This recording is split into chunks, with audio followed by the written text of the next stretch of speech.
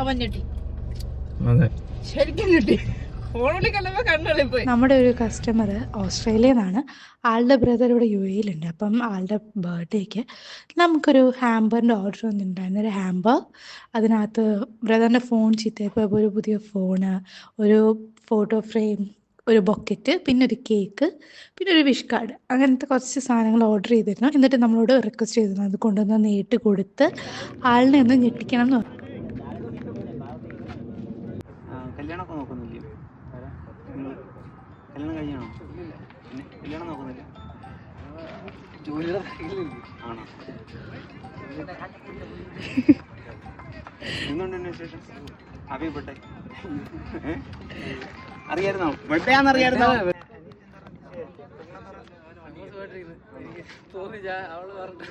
അവള് പറഞ്ഞു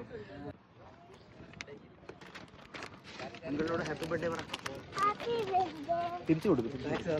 തിരിച്ചു കൊടുറാ. Happy birthday. പ്രതീക്ഷിച്ചോ?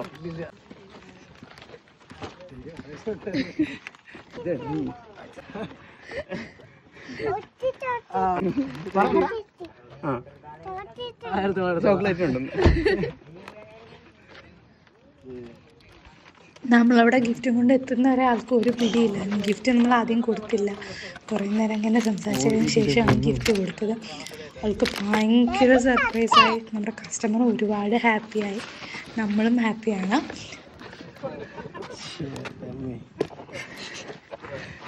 സർപ്രൈസ് ആയോ? സർപ്രൈസ്